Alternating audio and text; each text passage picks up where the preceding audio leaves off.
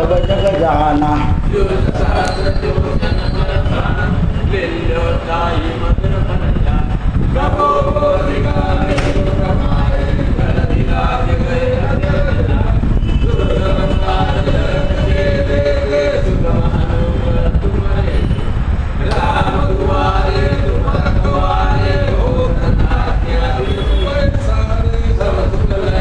तुम्हारी शरणा तुम रक्षक काहू को डरना।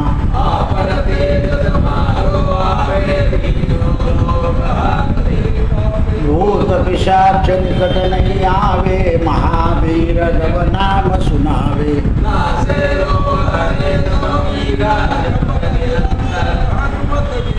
संकट ते हनुमान छुड़ावे, मन क्रम वचन ध्यान जुलावे। जिनके काज सकल तुम साजा,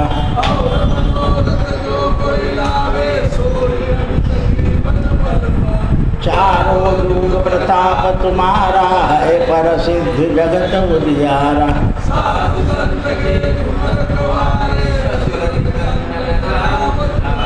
अष्ट सिद्धि नवविधि के दाता, असबर दीन जानकी माता।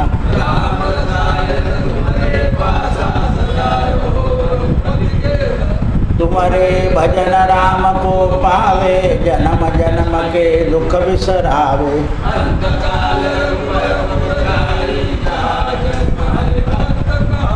और देवता चित्तन धरई, हनुमत से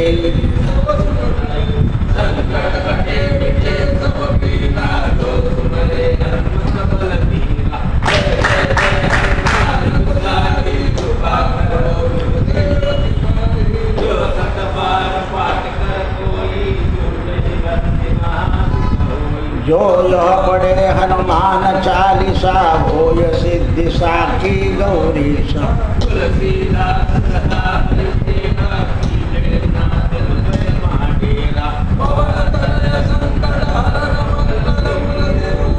राम लखन सीता सहित हृदय बसहु सुरभु, सियावर रामचंद्र की जय।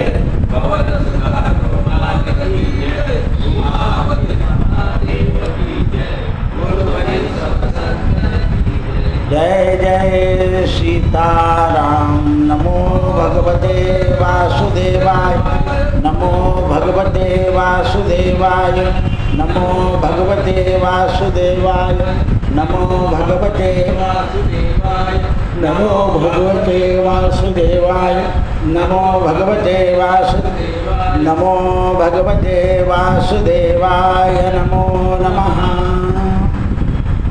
रामाचं वनगमन आणि भरताचा राज्याभिषेक असं कठोर वाक्य तू कोणत्या तोंडाने बोलली?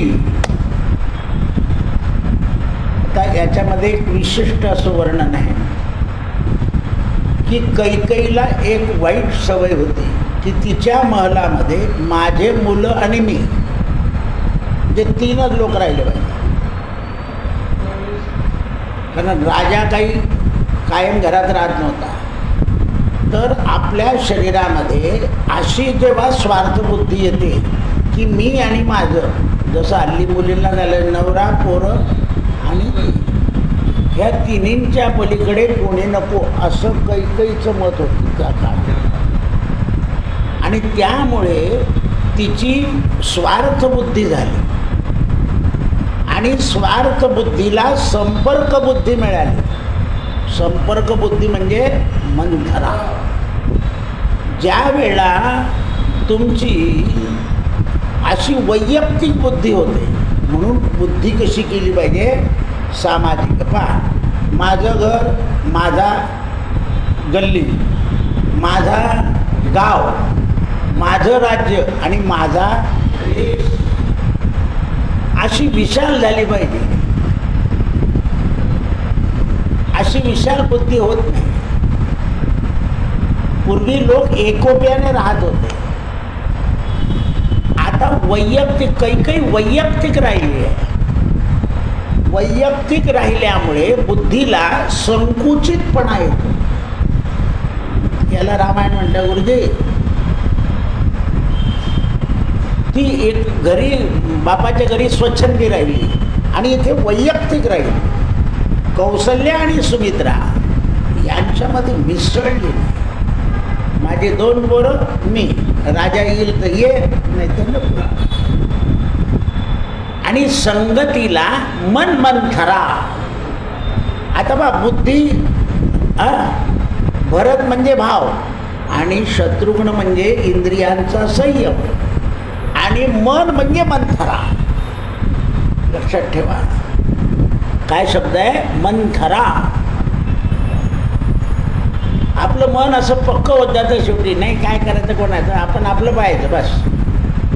आपल्या जळगावला पाऊस पडला ना, मग कुठे नाही पडला तरी काय घेणार असं नाही. सर्वेप्य सुखिनः सन्तु सन्तु निरामयः सर्वे भद्राणि पश्यन्तु. याला ज्ञान. आपण आपल्यापुरतं पाहतो का? तुम्ही आता भारताचं काम काय चाललं आहे, कुठेच अतिरेकीपणा नको. म्हणजे काय, सगळे कसे राहिले पाहिजे. म्हणून सगळ्या म्हणजे देशांशी संपर्क करून झाले आणि सगळ्यांना सांगून झालं की आम्ही अतिरेक्याला सहमत नाही. म्हणून भारताचं नाव शांतीदूत आहे युनेमध्ये, बरोबर आहे.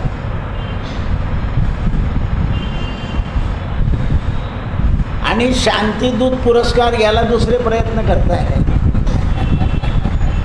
जे युद्ध करतात त्यांना पुरस्कार पाहिजे.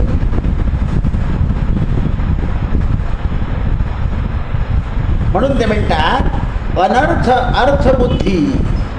आधी कैकेयीला काय सुचला, अनर्थ. कसा, वैयक्तिक. आणि मग त्याच्यामध्ये अर्थबुद्धी आली म्हणून कैकेयी क्रूर झाली. जेवढा वैयक्तिक ऑफिसमध्ये सुद्धा सगळे क्लार्क पिऊन आपले आहे असं जर साहेबानं ठरवलं तर सगळ्यांना वळण चांगलं लागू. बघा रे, मी तुम्हाला सवलती देईल पण काम चुकारपणा मला आवडणार नाही. काम वेळेवर झालं पाहिजे असं जर सगळ्यांना वागवलं गेलं, तुझा भाव नाही केला तर कामं भरपूर भरभर होता. आणि आपण दुजा भाव केला. कैकेयीमध्ये दुजा भाव होता, सुमित्रेमध्ये आणि कौसल्येमध्ये समभाव होता. जाऊ द्या, तिला आणि आहे ना, वागू द्या तिला तिच्यासाठी. हिच्या मनामध्ये मात्र अर्थ आणि अर्थबुद्धी, अनर्थ आणि अर्थबुद्धी होती. म्हणून कैकेयी तू मला संताप देते आहे, तुला निरंतर स्वतःच दिसतं. रामाला संकटात टाकून संकटाच्या समुद्रात तू बुडवायला पाहते आहे. रामाला संकटात टाकून संकटाच्या समुद्रामध्ये रामाला बुडवायला पाहते आहे. म्हणून तू मला पुत्रांचा त्याग करायला लावते आहे. बघ, मला कुपित करू नको आणि असा व्यवहार चांगला नसतो. माझे पुत्र देवकुमार आहेत, त्यांच्यामध्ये देवाचा अंश आहे. त्यांच्यामध्ये कुभाव आणि स्वार्थ आणि अनर्थ येणार नाही. तुला जरी वाटत असलं तर माझा भरत राज्याचा स्वीकार करणार नाही, कारण तो माझा आहे, तुझा नाही.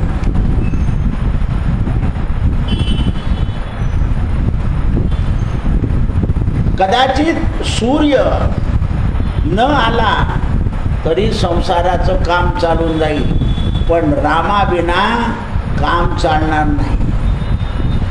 तू विनाशी आहे आणि अहित करणारी आहे. म्हणून तू आज अयोध्येच्या शत्रुरूपाचं रूपांतर करून घेतलं. संपूर्ण अयोध्येची तू शत्रू आहे. तुला उद्या सकाळीच कोणीही चांगलं म्हणणार नाही. म्हणून मृत्यू स्थान तुझ्याजवळ आलेलं दिसतं.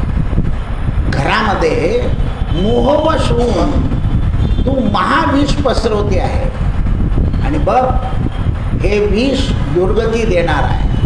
माझा राम लक्ष्मण हे समस्त बांधव राष्ट्राच्या हिताकरता धर्माच्या हिताकरता आलेले आहेत.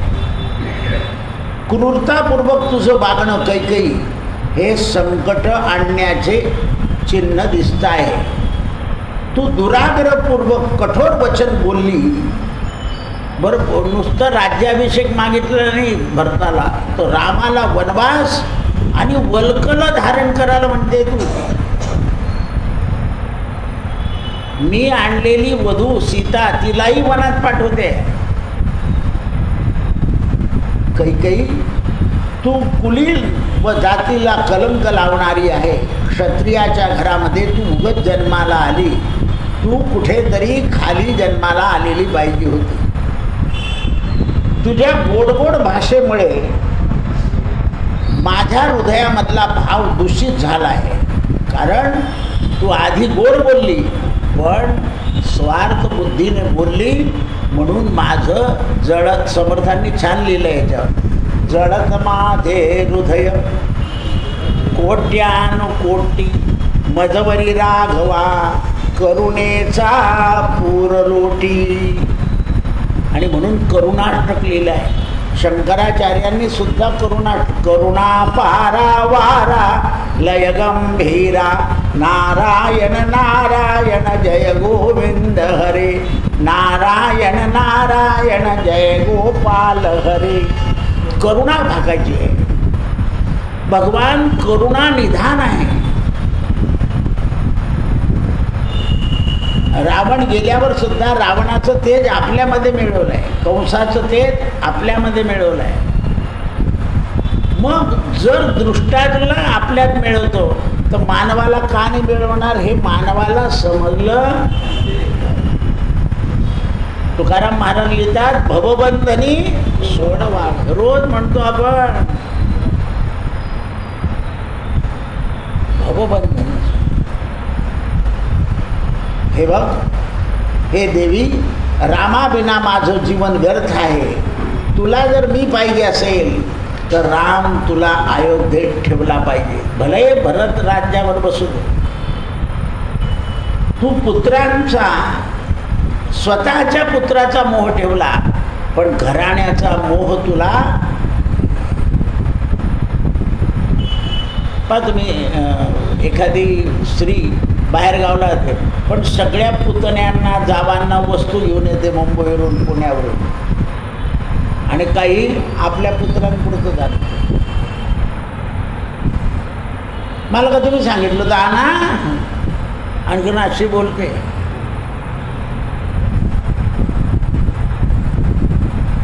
आणि मग ते मुलं ते काकू आणत असल्यामुळे तिची आठवण करतात. माझ्यापेक्षा तीच आवडते नाही ना आणखीन असं बोलते. जेव्हाही लहान मुलांना आपल्याला वागवायचं असेल तर त्यांचा छंद त्यांचं मन हे ओळखून स्त्रीला वागावं लागतं. हे महाराज दशरथ मर्यादा उल्लंघन केलेल्या कैकेयीला अनेक भावाने समजवू लागले पण शेवटी महाराज दुर्बल ठरले. इंद्रिय काय ठरतात? दुर्बल. बुद्धी काय होते? विजयी. कोणती? दुर्बुद्धी. तिला वाटलं की मी विजय मिळवला पण दुर्बुद्धीचा नाश होतो. कैकेयीला 14 वर्ष शोक करावा लागला.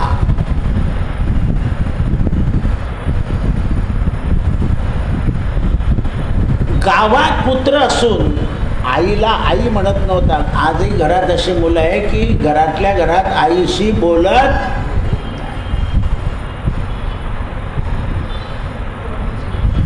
नाही. आमच्याकडे हैदराबादला एक चहाचा एजंट होता. पूर्वी ते जळगावला राहायचे आई वडील. एकदा आई हैदराबादला गेली. आता ते जुनं पातळ नेसलेली बाई, त्याचे मित्र आले कारण म्हणे आजी आई की नाही म्हणे आमच्याकडे नोकर आहे. आणि त्या म्हातारीने ते ऐकलं. तिथून जे निघाली तर इथे लाईनीमध्ये राहिली दुसऱ्या मुलाकडे, पण परत हैदराबादला गेली. आमचं उदाहरण आहे, रोज पोचेलं आहे. काय गरज असेल तर मोठा. मला लोकांसमोर त्याने मोलकरीण म्हटलं.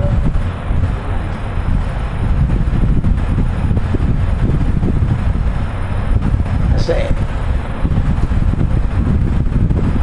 हे लक्षात आलं पाहिजे आपल्याला की आईला दाखवण्याची सुद्धा लाज वाटते. म्हणून कैकेयी गेलेली नाही. अजून अनेक लोकांच्या बुद्धीमध्ये कैकेयी आहे. महाराज दशरथ अयोग्य आणि अनुचित अवस्थेमध्ये पृथ्वीवर पडले. पुण्य समाप्त झालं. दशरथ राजांचा पुण्याचा योग भ्रष्ट झाला. जेव्हा पुण्य कमी होतं तेव्हा कष्ट जास्ती होतात. आणि जेव्हा पुण्याचा साठा असतो तेव्हा कष्ट कमी होतात. कष्ट कमी म्हणजे नुसतं बसून राहणं नाही आहे. मनाची अवस्था उद्विग्न व्हायला नको. शरीर तर येतच जाणार, म्हातारं होणार, मनुष्य बारीक होणार.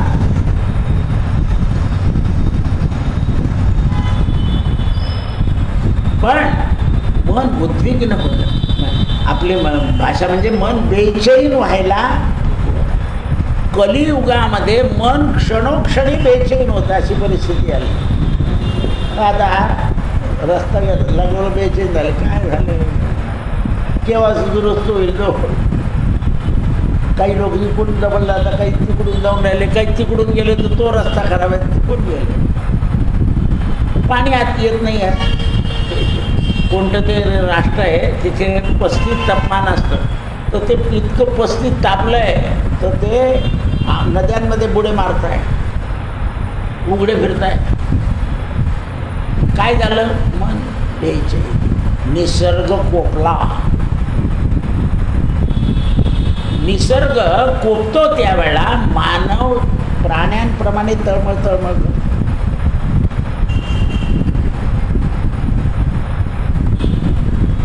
आधुनिकता, पूर्वी माणसाचं फ्रॅक्चर विक्चर झाडावर पडला, काही वीज पडली तर केव्हा तरी ऐकू यायचं. आता रोजच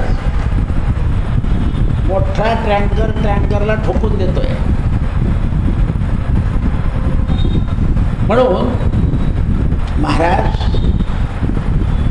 सत्यवादी दृढ प्रतिज्ञा असल्यावर सुद्धा 2 वरदान देऊन हातबल झालेले आहे. कैकेयीने राजा दशरथाला 2 घटकापर्यंत व्याकुळ करून बेशुद्ध केलं आणि म्हणाली, महाराज राजा थोडे जागृत झाले. श्रीराम वनात जातो म्हणून तुम्हाला दुःख होत आहे. अगं म्हणे दुःख नाही, मृत्यू येतोय. राम वनात गेल्यावर मी राहू शकणार नाही. रामाचा कुशल समाचार ऐकण्याचा सुद्धा मला अधिकार राहिलेला नाही, कारण मी जाहीर केलंय की रामाला राजा करीन. आपण जे ठरवलं ते नाही झालं की मनाला व्याकुळता आहे. म्हणून देवाला सांगावं की देवा, हे कार्य योजलंय, तू पूर्ण करून घे. तुझी करता करविता, सर्व ठाई तुझी सत्ता. परमात्माच करता करविता आहे आणि सगळ्या ठिकाणी परमात्म्याची सत्ता. त्याच्या सत्तेव्यतिरिक्त पान हलत नाही आणि त्याच्या सत्तेनं 100 वर्षाचं मोठं झाड सुद्धा पडून जातं, बा मागे पडलंय. परमात्मा सत्ता मात्र आहे. पण मानवाला वाटतं की आपली सत्ता आहे. म्हणून हे कैकेयी, मला स्वर्गामध्ये जाता येणार नाही. कैकेयीला दुःख झालं की राजा असं बोलताय. त्यावेळेला दशरथ राजा म्हणाले, कैकेयी, आधी मी पुत्रही नव्हतो, बहु परिश्रमानं मला महान तेजस्वी पुत्र प्राप्त झाले आणि त्या पुत्रांचा सुद्धा त्याग करावा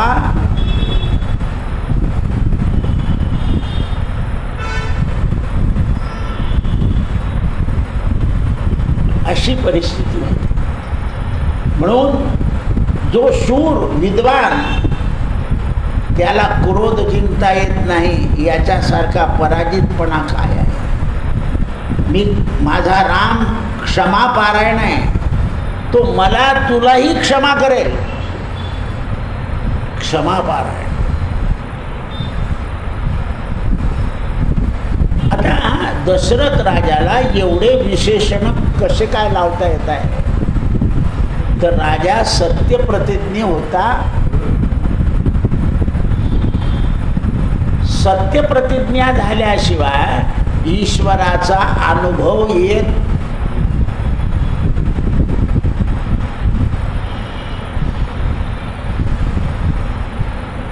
ईश्वराचा अनुभव येणं म्हणजे प्रसंगाला मानवाच्या मनात धैर्य प्राप्त होणं.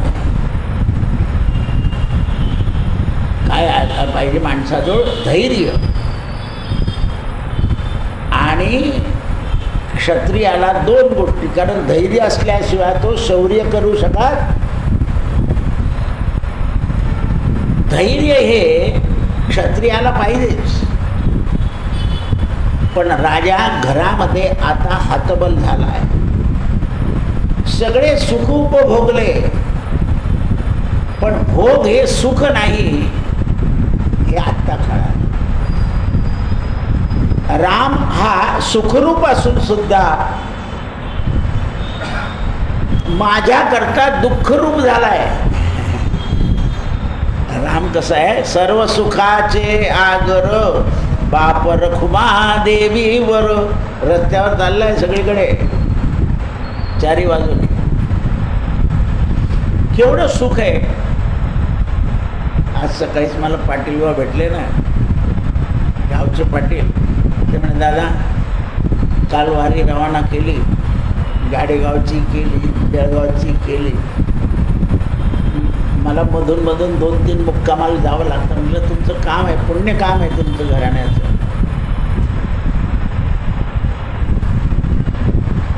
म्हणजे तुम्ही आले नाही. मला म्हटलं ते पौर्णिमेच्या दिवशी ते पूजा कोण सांगेल. असं आहे. म्हणून दुःख भोगायला मी शिल्लक राहिलो आहे. या संसारामध्ये सुखदुःखाचा लपंडाव चालू असतो.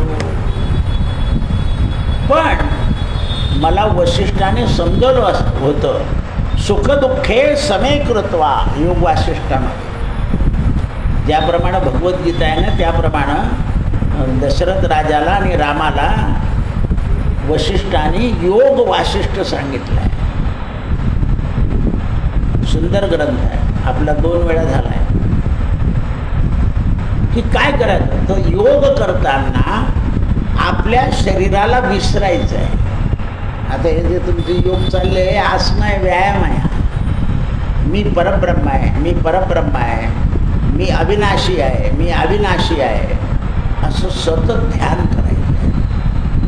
मी परमात्माचा अंश आहे. अहम वैश्वानरो भूत्वा प्राणिनाम ध्यम आश्रिता प्राणापान समायुक्तम पचामिन्नम चतुर्भुज.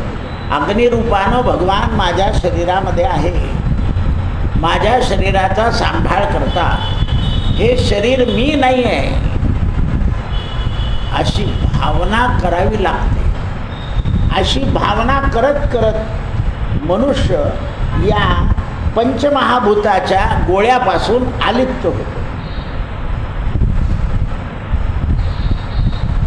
ध्यान करताना, आत्मस्वरूप करताना काहीही डोळ्यासमोर दिसत.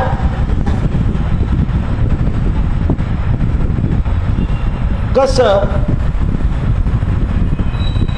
आकाशामध्ये द्वितीयेचा चंद्र आहे, तर तो दाखवण्याकरता असं सांगता माणूस, अरे ते झाडाची फांदी आहे ना त्याच्या समोर पाय, एकदा चंद्र दिसला म्हणजे फांदी गेली. तसं आत्मा समजला म्हणजे देह विसरला. पा देह जावो अथवा राहो पांडुरंगी दृढ भावो. कारण मुळामध्ये देह आहे काळाचं भक्षक आहे.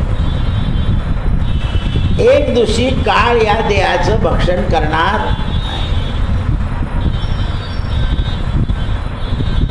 भक्षणच करणार.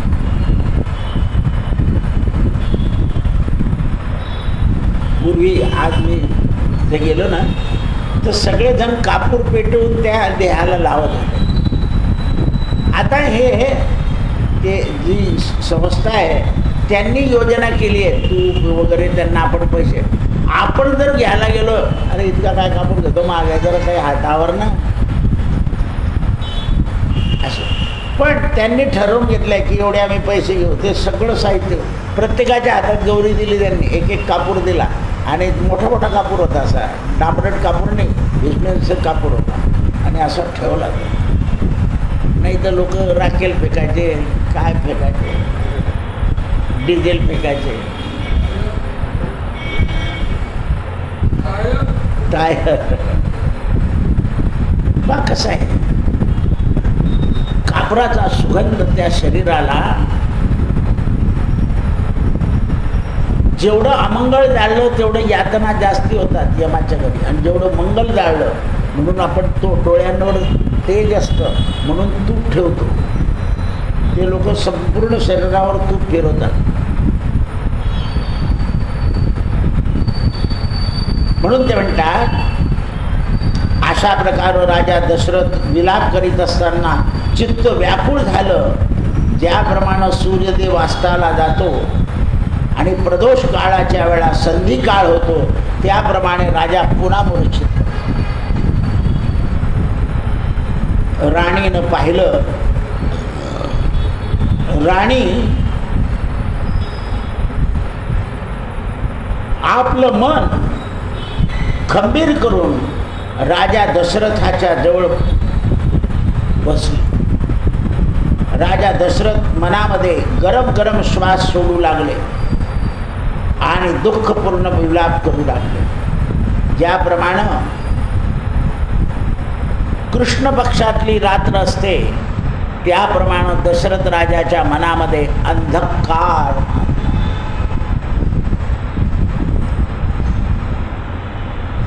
की काय होईल, माझ्यावर संकट आला, मी निर्दय आहे, अजूनही माझा प्राण जात नाही. काही म्हणाले महाराज जागे व्हा. दशरथ राजा परत जागृत झाले आणि सांगितले बस माझी चेष्टा करू. तरीही कैकईला मायेचा प्रेमाचा पाझर फुटत. आपण सुद्धा म्हणतो ना, हात जोडतो बाई तुला आता जरा तोंड आवर.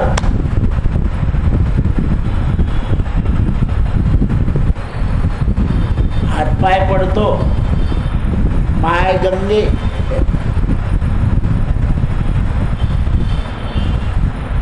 पण अनर्थ असलेली बुद्धी अनर्थाला अनुकूल होते. कारण बुद्धीमध्ये अर्थ असतो. त्यावेळेला हे कल्याणी देवी सदाचारी, मी आता मरणासन्न झालो आहे, विशेषतः राजा दशरथावर कृपा कर. सुंदरी कैकेयी, रामराज्य मी आता इतका दुर्बल झालो आहे, नाहीतर मी रामाबरोबर वनात चाललो गेलो असतो. माणूस सुद्धा काय म्हणतो, फेकला बांधका. बनका म्हणून टाकतो सगळ्या संसाराला. का तुम्ही आता शिववस्था ना, किती लोक साधू बनून जातील, असंख्य लोक बनतात, कारण फेकून देतात सगळा संसार. आता 12 वर्षातून या सिंहस्थान दक्षिणा देतील आणि पुन्हा हरिद्वारला होईल तेव्हा मग त्यांना गुरुमंत्र देतात. त्रिकाळ स्नान सांगतात आणि 12 वर्षानंतर मंत्र देतात. आपण त्याचा पैशावर मंत्र घेतो. महाराज गल्ले सामुदायिक मंत्र उघडा पेंडॉलमध्ये किती मंत्र देणारे आहेत. त्या मुंबईला लोक सत्य तर रोजच जाहिरात आहे. षण्मुखानंद हॉलमध्ये 255 रुपयात स्पर्श दीक्षा.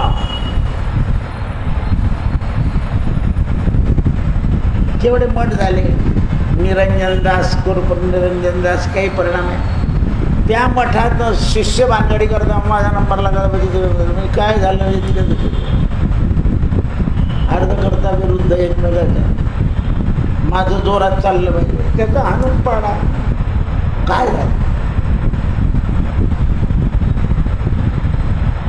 बघा तुम्ही. दिंड्यांची सुद्धा एकमेकावर खूप गोडी करतात.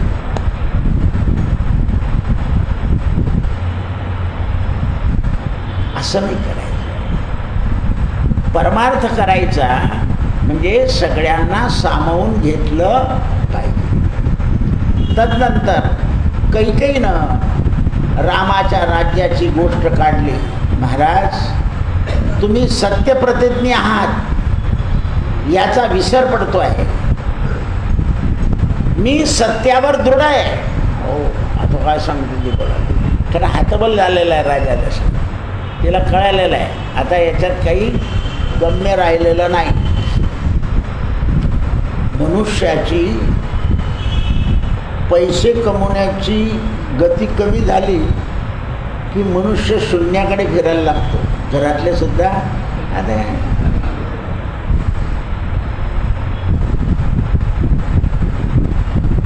मी कमवू माणसाला तर गतीच उरत नाही घरात.